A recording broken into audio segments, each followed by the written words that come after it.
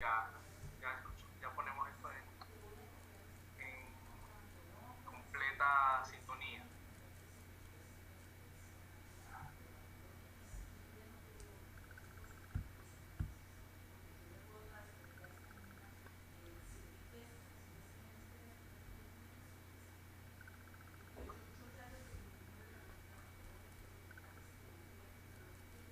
Bueno, vamos a arrancar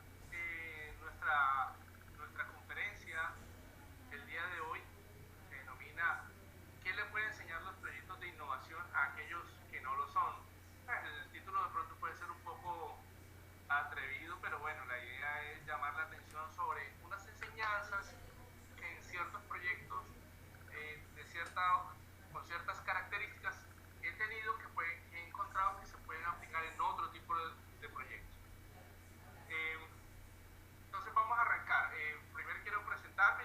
Bueno, ya el equipo así me presentó, pero digamos quiero resaltar algunas ideas básicas. Eh, Soy autor de 2 libros de gestión de proyectos.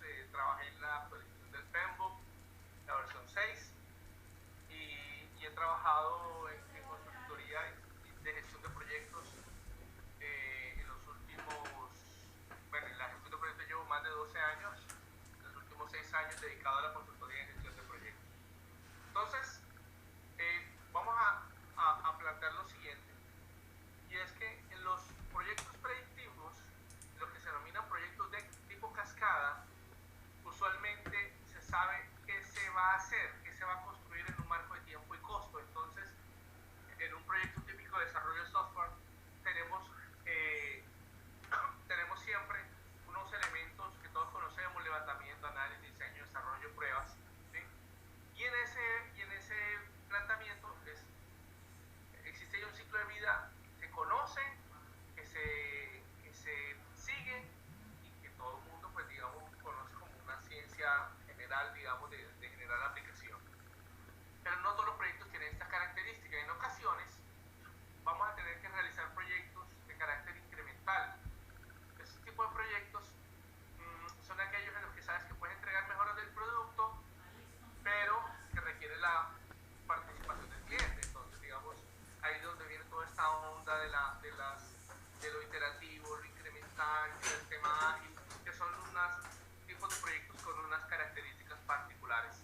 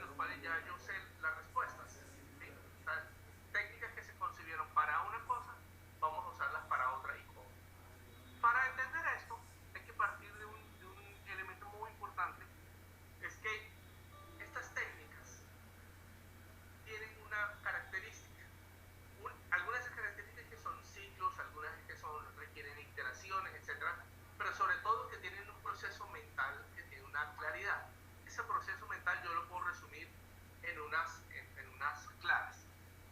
¿Cuándo podemos nosotros usar, por ejemplo, las enseñanzas que vamos a ver hoy? Por ejemplo, cuando deseamos crear un nuevo producto o servicio. Por ejemplo, cuando el cliente o la organización no sabe lo que quiere. Cuando el cliente no puede participar completamente en la creación del producto. Cuando se requiere liderar una iniciativa de cambio organizacional. Cuando se quiere mejorar experiencias de clientes. Cuando se desea emprender un proceso de transformación digital. Es decir, al inicio de esta conversación yo les decía, vamos a encontrar técnicas de un tipo de proyectos que vamos a usar en proyectos predictivos. ¿Qué sucede acá? Que hoy es muy raro no tener proyectos híbridos. O sea, antes para nosotros podíamos fácilmente decir, este es un proyecto predictivo, ¿sí? Exclusivamente predictivo. O este es un proyecto que vamos a seguir totalmente de una forma incremental. Bueno, hoy es posible que tú tengas un proyecto predictivo en donde requieras usar en partes del proyecto conceptos de la agilidad, o con proyectos que consideras incrementales o iterativos en donde de pronto te auxilies de elementos del mundo predictivo. Bueno, estos marcos de referencia que vamos a ver hoy nos enseñan básicamente ojo, es posible que tus proyectos no sea todo totalmente predictivo, no sea todo totalmente iterativo, y vamos a tener que usar otras herramientas diferentes. A eso nos vamos a referir hoy. En mi experiencia, hay ciertos tipos de proyectos como los de cambio organizacional, en los que muchas veces, hasta que uno no diseña una estrategia de cambio y la mide y evoluciona sobre ella, por ejemplo, con una estrategia de transformación digital en donde solamente tenemos como base que vamos a arrancar centrados en el cliente, pero más allá de eso no sabemos cómo va a terminar. Sin embargo, no podemos decir que son exclusivamente predictivos. Vamos a ver que tienen componentes híbridos. Y aclaro, híbridos es que también tienen componentes de innovación y desarrollo. Entonces, uno de los elementos claves de todas estas técnicas es que usan unos supuestos. Parte de esos supuestos es, uno, la cooperación básica. Se trabaja mucho en romper ideas preconcebidas. Se trabaja mucho en desaprender y reconstruir. Se trabaja en poner en el centro a las personas, en aprender a fracasar y a usar la incertidumbre y la ambigüedad.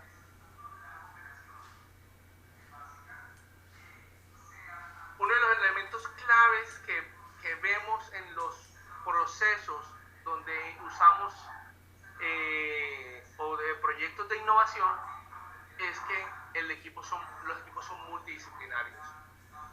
Y es posible que en nuestros proyectos predictivos necesitemos roles multidisciplinarios y no lo sabemos. Entonces es normal en los proyectos de innovación tener personas de las ciencias humanas, de las ciencias sociales, de la administración, de la ingeniería, de las ciencias básicas. Y es posible también que tengamos personas de diferentes edades, culturas, personalidades para conformar equipos. Y es posible también que usemos a los clientes de manera consciente o no dentro del proyecto. ¿Sí? Que trabajemos con ellos de manera consciente o no dentro del proyecto. Entonces, los proyectos de innovación y desarrollo se caracterizan, y los proyectos de este tipo, en que los equipos tienen estas características. Y les decía que hay un proceso de pensamiento que domina este tipo de proyectos. Y que algunos de estos elementos son los que quiero rescatar para nuestros proyectos ordinarios, por así llamarlos, bueno, o nuestros proyectos regulares. Entonces, miren, esta serie de técnicas se caracterizan porque tienen un proceso mental en el cual, si bien las etapas, la primera y la última, que son descubrir y idear, se dan en el mundo real. Y la etapa de interpretar y definir el mundo del abstracto. ¿Qué quiere decir eso? Que para poder descubrir un problema tú te tienes que ir al terreno. Nadie descubre un problema en su casa. Tiene necesariamente que ir al terreno en donde se vive la acción. Y esa es una enseñanza muy importante para descubrir problemas y requerimientos. Pero cuando tú has ido por allá, te has ido a resolver esos problemas, te los traes y haces un proceso de interpretación. Ese proceso de interpretación lo haces ya en tu oficina, en tu casa, y con la información que recopilaste en el descubrimiento, interpretas qué quiso quiso decir eso, tratas de entender las conexiones y te vas al mundo de definir un campo de trabajo, lo que llamaríamos algo así como el alcance.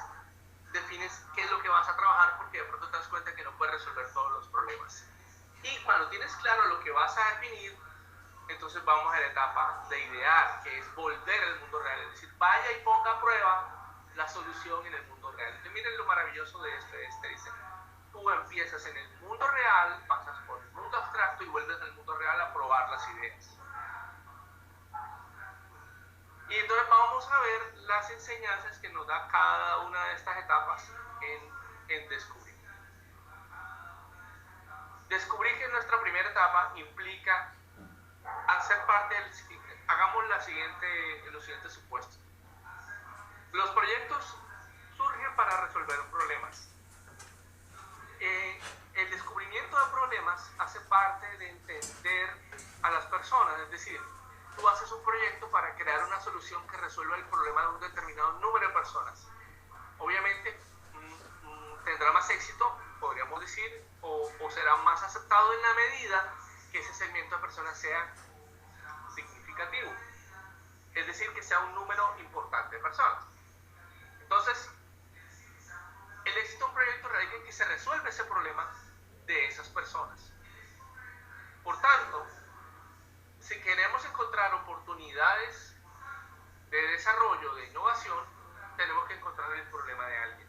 Esta es una enseñanza que se trabaja totalmente en gestión de proyectos de innovación y que en proyectos predictivos se suele olvidar. Les voy a contar por qué sucede eso. Muchas veces cuando uno trabaja con un proyecto de tipo predictivo, vamos a implementar un CRM. Y entonces sucede un síndrome que se llama el síndrome de la bala plateada. El síndrome de la bala plateada es aquel en el cual el CRM va a solucionar todos los problemas de la empresa, todos los problemas existentes. No, vamos a vender más, vamos a ser más rentables, etc. Y de pronto el CRM no hace todo eso. Entonces, ¿qué sucede?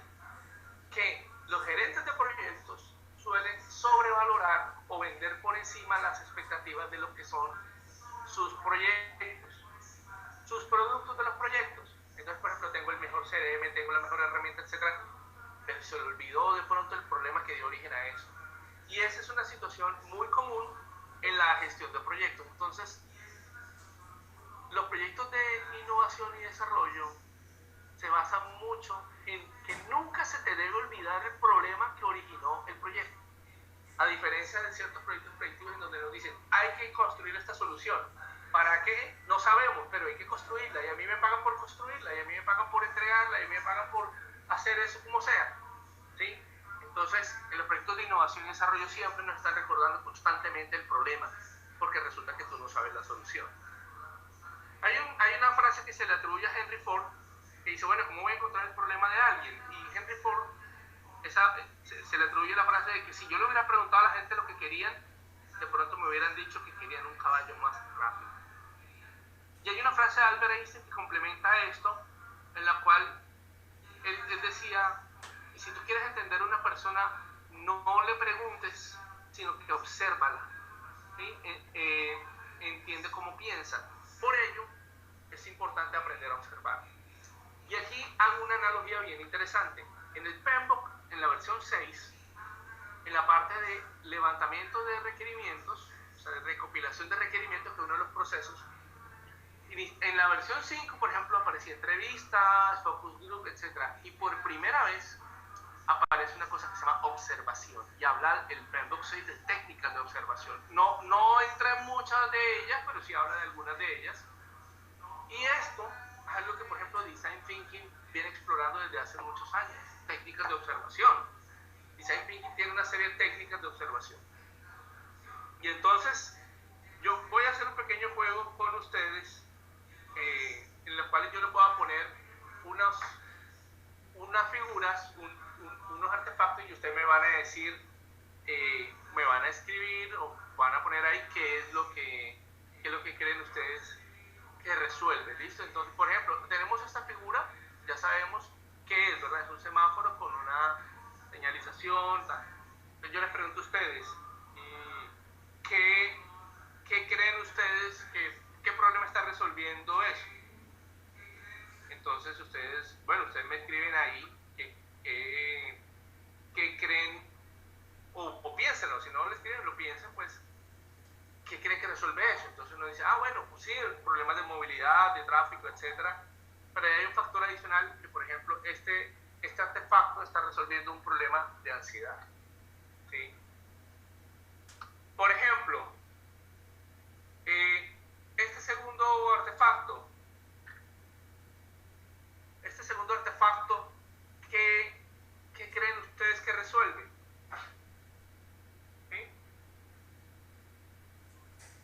Entonces, miremos. Bueno, eso separa la clara de la yema. ¿Listo? Ese es el problema que resuelve. Muy bien. ¿Para qué? Bueno, pues porque a alguien le interesa solo tomar una de las dos proteínas, etc. Veamos este tercer artefacto. Este tercer artefacto, ¿qué creen ustedes que resuelve? ¿Qué problema está resolviendo? Sí, es un tenedor, pero es un tenedor que tiene una particularidad. Es un tenedor que está diseñado especialmente para poder comer la pasta. Veamos este artefacto. Ya esto se está como poniendo un poquito más complejo. Bueno, de pronto algunos de ustedes no lo ven, pero es un depósito de los residuos de la vela para que se pueda reusar. ¿Listo? Para que se pueda reusar. Es una vela que se reusa. Bueno, veamos este.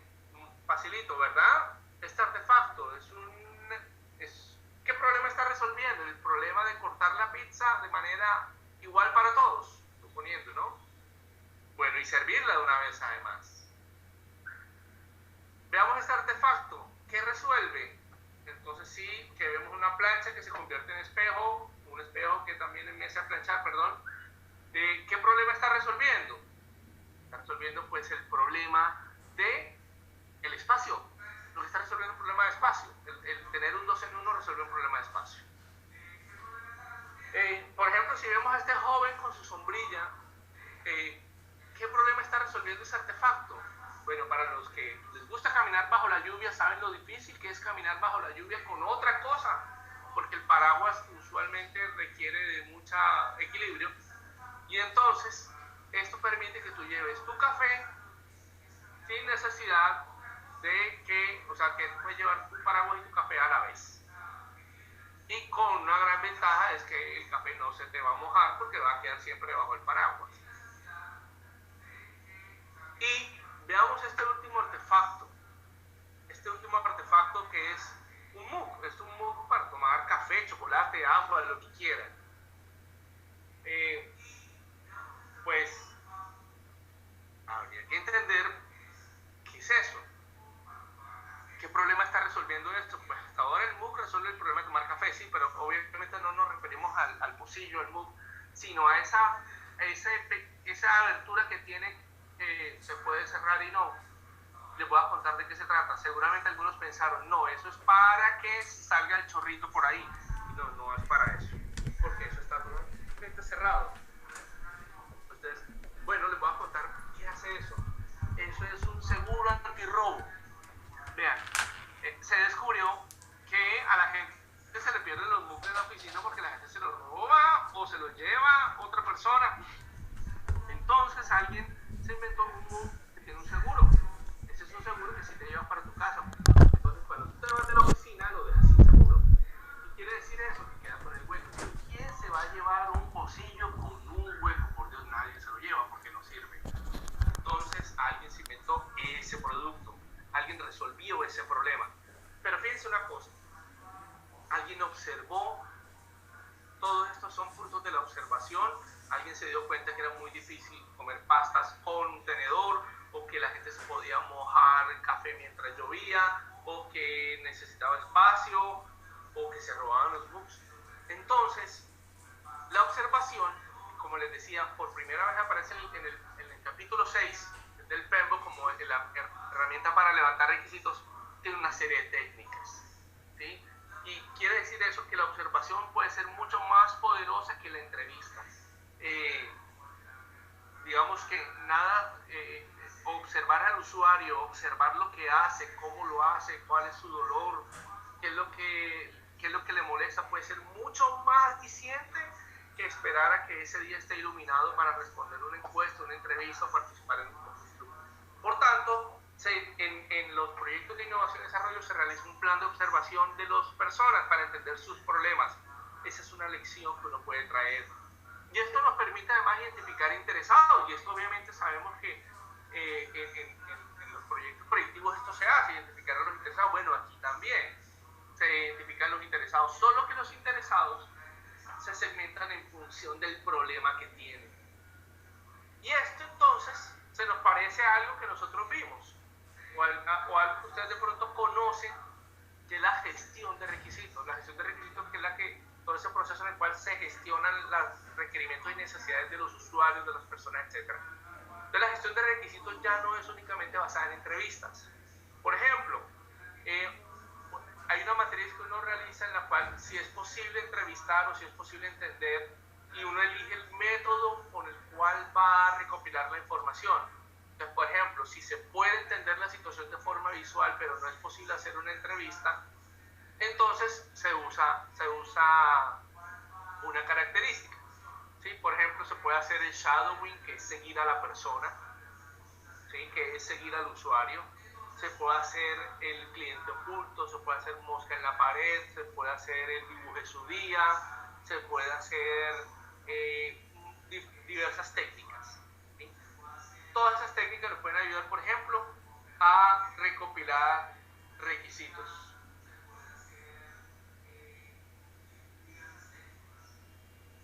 Fíjense, si nosotros miráramos esta función, este listado de actividades que ustedes ven son los listados como de los procesos de planeación, la primera parte de los procesos de planeación del PMBOK. Recopilar requisitos, definir alcance, construir la WS, bueno, toda esa serie de actividades ustedes ya las conocen. Bueno, nosotros aquí estamos interviniendo o usando técnicas de observación que uno aprende en Design Thinking para recopilar requisitos, ¿no? Y ahora vamos a usar técnicas que nos pueden servir para definir alcance en un momento dado o para priorizar requisitos. Habíamos dicho que son 4 los procesos mentales. El primero es el que ya vimos, que es la observación. El segundo es interpretar. Lo que hicimos anteriormente, que fue descubrir, observar, es para poder interpretar, vean, toda la información es para poder entender qué es lo que le pasa a ese cliente. Y para ello podemos usar técnicas como, bueno, interpretar entonces qué es. Entender cuál es lo que le está doliendo a las personas, por qué les está doliendo. Por eso hablamos aquí de empatía. Comprender por qué les pasa lo que les pasa, por qué reaccionan como reaccionan. Y para ello es posible que tengas que hacer digamos, relacionamiento de tipo causa-efecto, entender los momentos de verdad para poder trabajarlo. Entonces, por ejemplo, interpretar es tomas tú toda la información que recopilaste en el entorno y la plasmas, pero no en cualquier forma, no en un informe, llamémoslo así, en un informe aburrido, no, lo vas a hacer de manera visual. Entonces, por ejemplo, puedes plantear hacer el planteamiento de toda la recopilación de información que hiciste en un Customer Journey Map, un mapa del viaje del cliente, que es todas las experiencias del cliente, o con un mapa de empatía. El mapa de empatía que permite entender, oye, quién es este usuario, qué quiere, qué dice, qué hace, qué ve, qué escucha, qué le duele, qué busca, ¿sí? Entonces, todo lo que yo recopilé viendo, observando, interactuando, lo traigo de forma visual, ¿sí? Hacer ese trabajo es bien entretenido, es bien interesante porque son puntos de discusión que nos ponen de acuerdo a las personas. Y también cualquier cosa que uno haga como un árbol de problemas o como un flujo de problemas, todas esas técnicas nos pueden servir para poder recopilar los requisitos apropiadamente.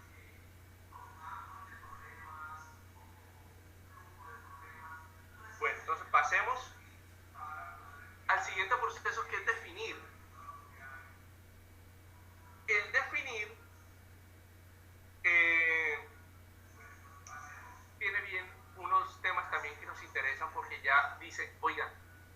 en qué vamos a trabajar.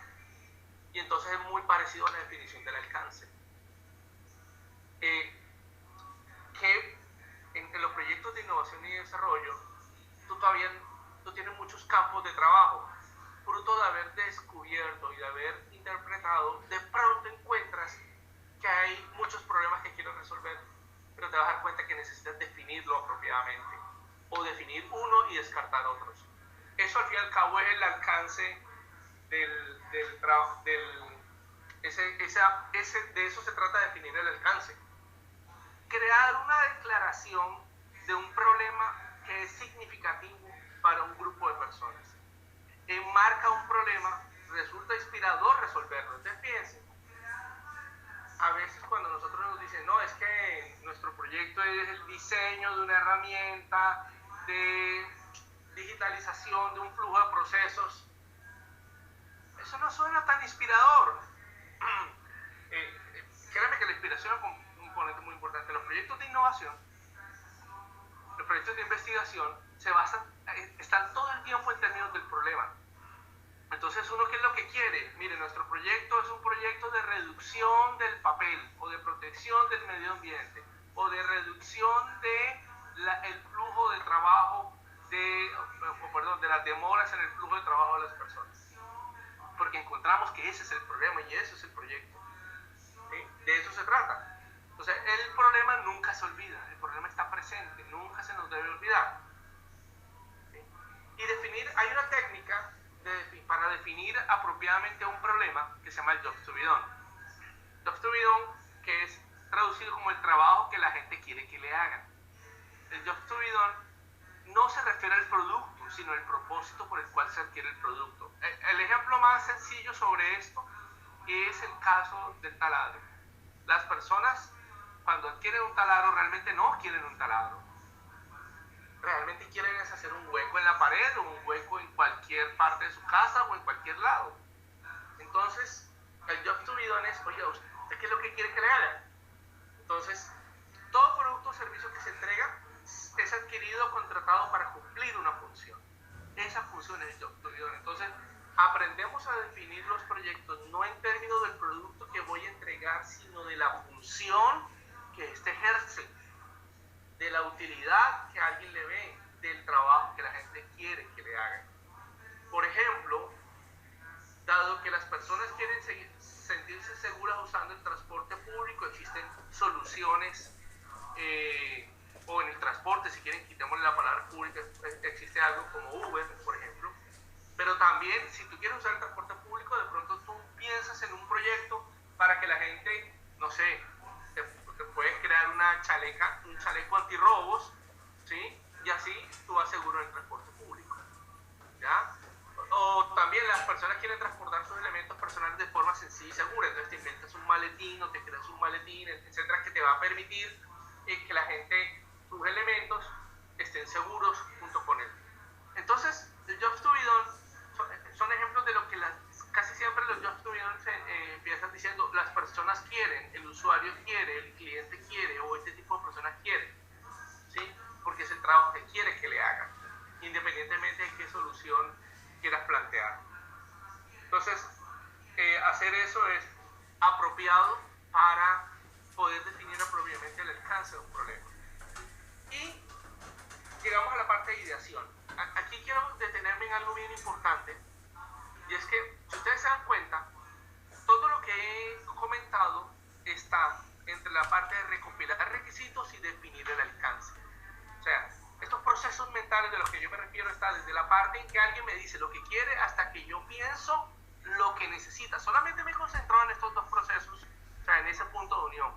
Porque debo decir que el PMBOK, con toda la información que tiene, en esa parte de definir el alcance, usa términos como ingeniería de producto, ingeniería de valor, pero no dice de qué se trata. Y nosotros estamos ahondando en esos elementos porque definir el alcance es el proceso a través del cual, previo a un problema identificado, tú defines el tipo de solución que quieres hacer. Y aquí, entonces, idear, en nuestro cuarto proceso, se conecta con la definición del alcance. ¿Qué quiere decir eso? Que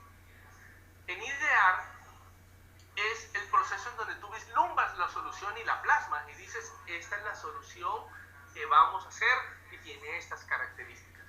Les voy a decir una cosa, el PMBOK no es así de claro, pero los que trabajan en proyectos saben que precisamente, que no siempre la solución está dada desde el inicio, a menos que tú te ganes un pliego donde ya te dicen que exactamente tienes que hacer. Muchas veces a ti te toca diseñar la solución. Y el proceso de diseño de la solución es ese proceso de definición del alcance donde tú dices, mire, las personas quieren una superficie en la cual pueden trabajar en una sala de juntas y pueden conectar sus computadores sin perder de vista. Ah, bueno, el alcance de la solución que les voy a dar es una mesa ejecutiva que tenga unos conectores eléctricos para que la gente pueda conectar en sus portátiles y trabaje ahí. Entonces, a alguien eso se le ocurrió como idea. Entonces, ahí está la parte del alcance. Entonces, idear se conecta con esa parte de definir el alcance. No solamente ahí, pero ahí es donde arranca. E idear, entonces, la etapa de ideación es común en los proyectos de innovación y desarrollo.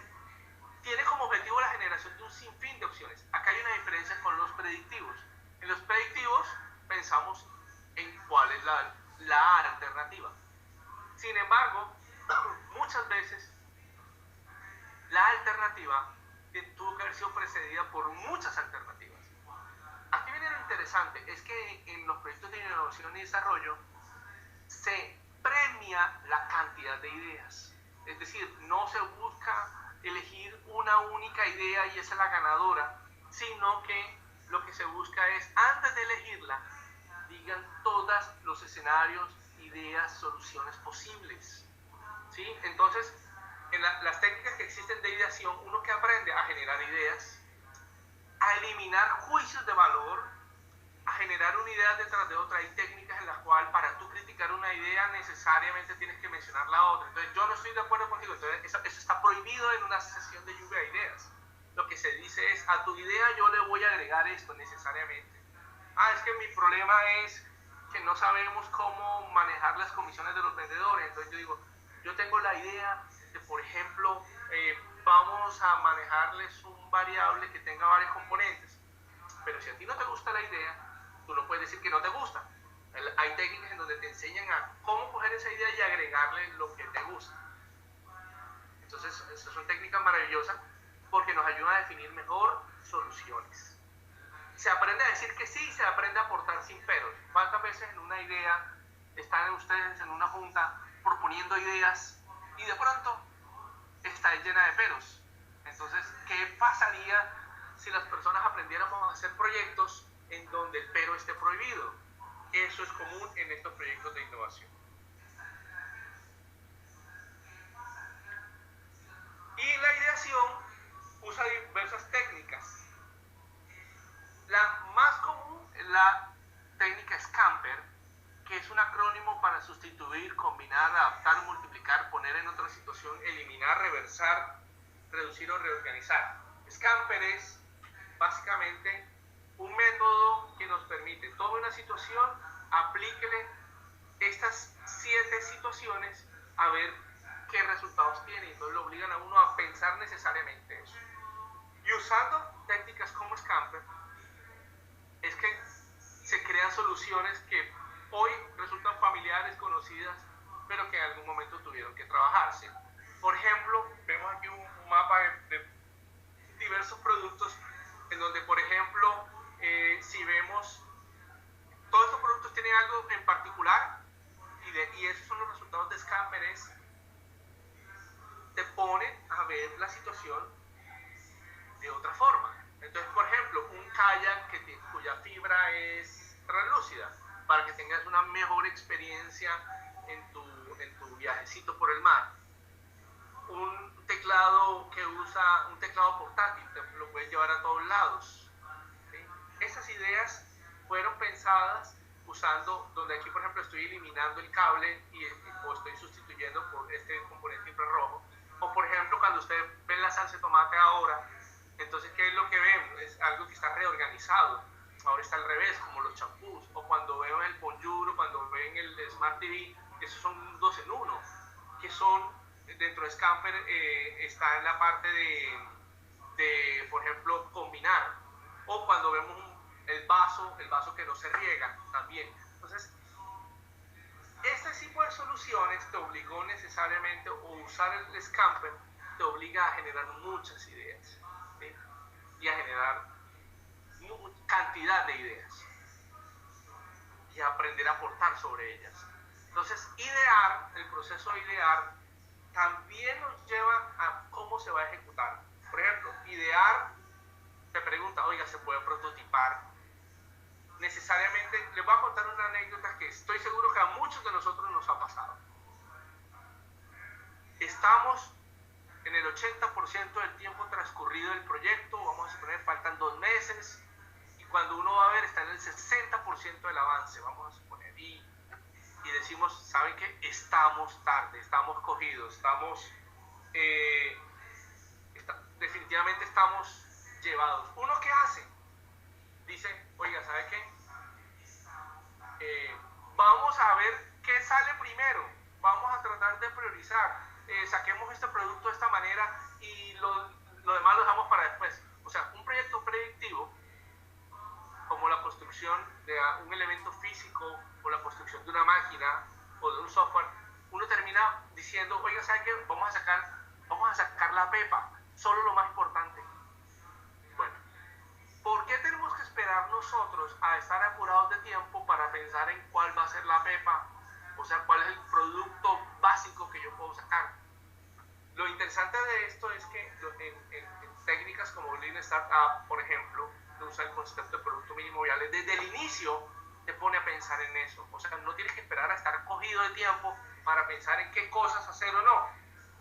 No, de una vez te obliga a priorizar, te obliga a hacer un prototipo, te obliga a hacer entregas parciales, te obliga a pensar cómo involucrar al cliente. Entonces es una enseñanza muy interesante de este tipo de proyectos de innovación que podemos traer a nuestros proyectos predictivos.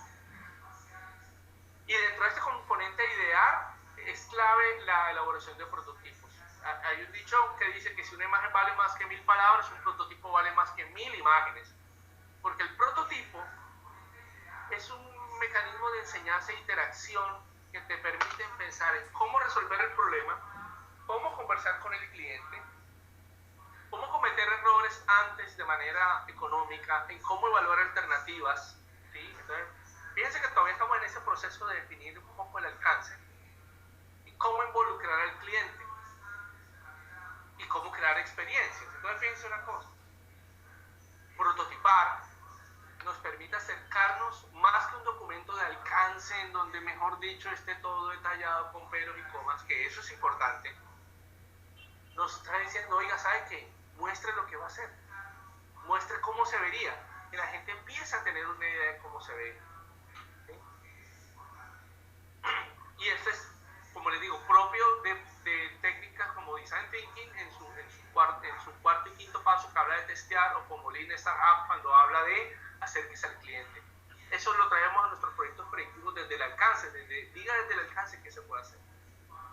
Porque los prototipos se hacen creyendo que estamos haciendo lo correcto, pero evaluando o suponiendo que estamos equivocados. Y así como hay un kit de observación, también hay un kit de prototipado y testeo. Entonces hay técnicas y técnicas sobre cómo hacer, aquí solo hay una muestra de ellas, de tipos de prototipos y test que se pueden hacer: la observación encubierta, el Lego, juego de roles, storyboard, diferentes tipos de prototipado en bruto, en imagen, una malla de receptora, bueno, etcétera. Hay una serie de técnicas que nos permiten a nosotros validarte. ¿Cuántas veces no les ha pasado de pronto que van a exponer el alcance de un proyecto, o el project charter del proyecto, o el plan del proyecto, y entonces eso se convierte en una cacería, se convierte en una sesión donde todo el mundo va a destruir el plan? Bueno, cuando la gente ve algo construido más que una presentación, y cuando a la gente se le involucra apropiadamente en la evaluación como parte de una evaluación, o sea, lo voy a decir de una manera un poco sarcástica, es como una cacería controlada, es decir, es una carnicería controlada, porque ya tú sabes que te van a dar duro, pero está dentro de tu plan que la gente, bajo un ambiente que tú has controlado y con una técnica que tú conoces, oiga, si tiene alguna pregunta sobre el proyecto, claro, lo haces dentro del marco de estas técnicas de prototipado y testeo que te permite que la gente se desahogue de manera organizada. Por ejemplo, una malla receptora es buenísimo para para resolver preguntas, para críticas negativas, para mejoramientos, ¿sí? Entonces, esa es una técnica que es buenísima porque tú le das paso a la gente para que hable y se desahogue, pero lo haces de manera controlada. Entonces estás exponiendo tu producto, tu proyecto o una definición de alcance y lo haces de manera controlada. Entonces les decía que nosotros nos concentramos mucho, muchas de estas herramientas están en ese componente de recopilar requisitos, definir alcance, pero vemos que tienen otra utilidad. Veamos otras herramientas en estos minutos que nos faltan, que nos pueden ayudar a consolidar otras herramientas que se usan en proyectos de innovación, que nos pueden servir en temas predictivos. El concepto del producto mínimo viable, les decía que eso viene del Lean Startup, es un producto que, a diferencia del prototipo, el prototipo es algo que te demuestra si se puede hacer o no. El producto mínimo viable es algo que ya tú puedes, llamémoslo así, vender, o sea, ya tú puedes poner en uso, ¿ya? Entonces, qué bueno que nuestros proyectos predictivos desde el inicio nosotros podamos tener una concepción de cuál es el producto mínimo viable y podemos hacer una planeación alrededor de eso y no cuando ya estemos cogidos del tiempo. Por ejemplo, hay otro concepto que existe, la planeación en cajas de tiempo. La planeación en cajas de tiempo es una figura que se usa en ciertos tipos de proyectos y es una adaptación de los sprints en los proyectos predictivos, solo que aquí no hay sprints, o sea, aquí no hay aceleraciones en un punto, sino que hay son unas cajas de tiempo, ¿ya? Entonces, esto es muy útil cuando a ti te dicen que tu proyecto debe terminar tal día. O sea, su proyecto debe terminar el 15 de octubre. Entonces, cuando ya tú sabes que el proyecto debe terminar el 15 de octubre, usas algo que se llama la planeación en cajas de tiempo. Hay una técnica que yo diseñé que usa la planeación en cajas de tiempo precisamente para hacer planificación acelerada de proyectos. O sea, poder planificar proyectos en menos de 24 horas.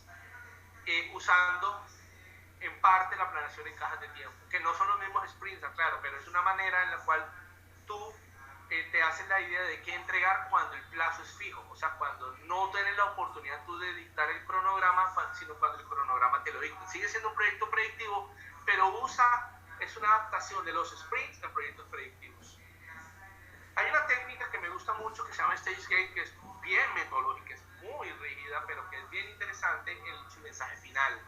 El Stage Gate es una técnica que te permite no pasar hasta a la siguiente fase a menos que cumplas unos requisitos.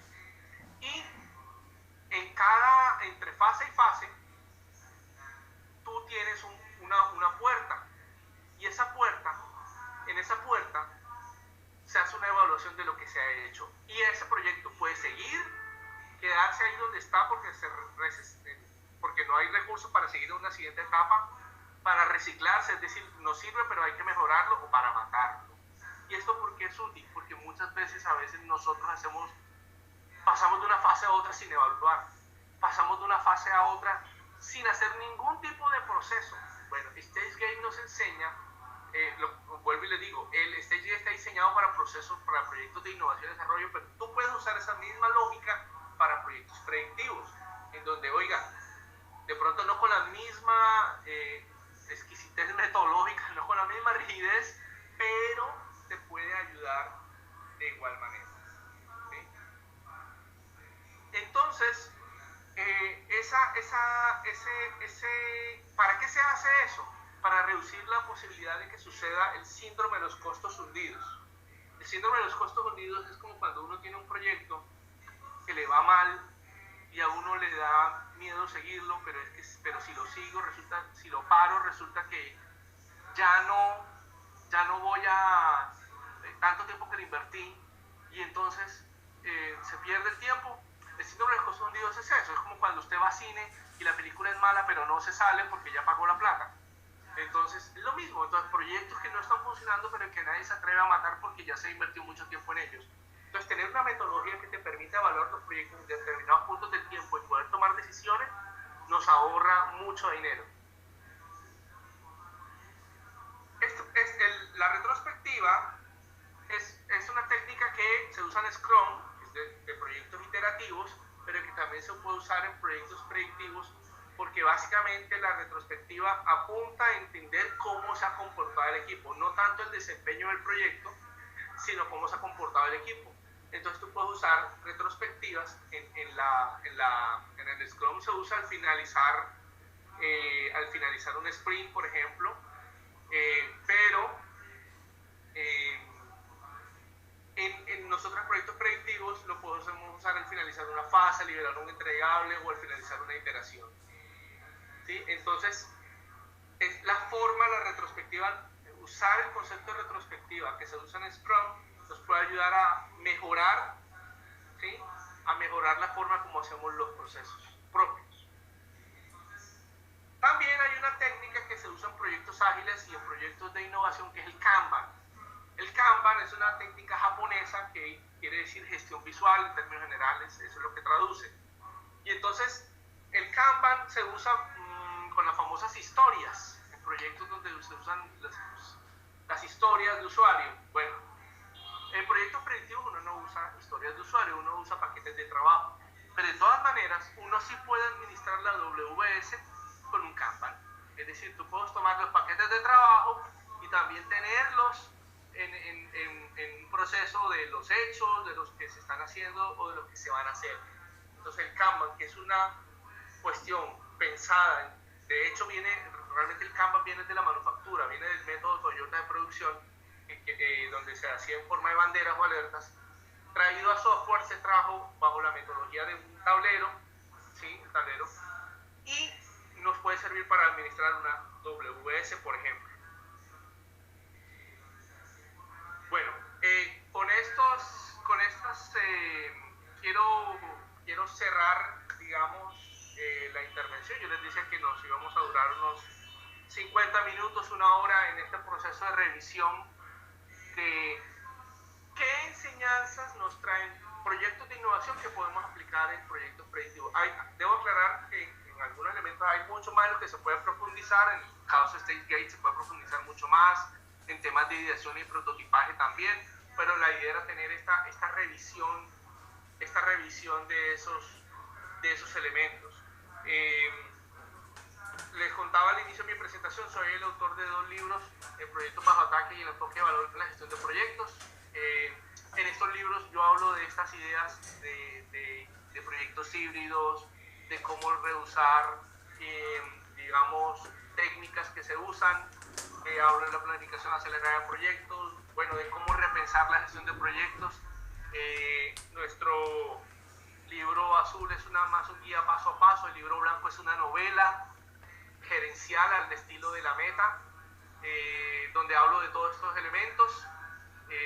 Si alguno está interesado, pues me puede contactar, con mucho gusto se lo envío, ahí están mis datos de contacto. Si tienen alguna pregunta, me gustaría que por favor la hicieran en los comentarios, la agreguen a los comentarios. Con mucho gusto pues la revisamos, damos respuesta. Si no, también me pueden consultar, ahí están mis datos, mis redes sociales, mi página web, mi blog, pues, mi correo electrónico y mi usuario en Twitter. Si quieren que sigamos hablando de estos temas, si tienen alguna duda, ya saben cómo encontrarme. Y bueno, le agradezco así la oportunidad de esta horita exacta, afortunadamente, que nos hemos usado para dar a conocer estos elementos que espero que haya sido de su agrado. Les agradezco sus comentarios, sus preguntas, sus inquietudes. Bueno, si alguien tuviera una pregunta, la pudiera hacer. Recuerden que pueden participar por nuestro chat de webinar y también por nuestro chat de YouTube. Hasta ahora no veo preguntas. Voy a dar unos segundos más. Si no hay más preguntas, entonces le dejo la batuta al equipo de Asís para que nos despida. Les agradezco a todos su atención en esta hora intensa. Yo sé que a veces fui un poquito rápido, pero bueno, es que estos mensajes queríamos cubrir el mayor número de mensajes en el poco tiempo. Si alguno quiere profundizar, con mucho gusto me puede contactar y quedo atento entonces a que los amigos de Asís entonces hagan el cierre de esta sesión del día de hoy. Bueno, sería agradecerles a todas las personas que nos acompañaron, recordarles que sigan participando por nuestras conferencias de los días jueves. No siendo más, le damos las gracias al ingeniero Jaime García, esperamos contar con él en una próxima oportunidad y a todos ustedes les agradecemos mucho. Muchísimas gracias y buenas noches para todos.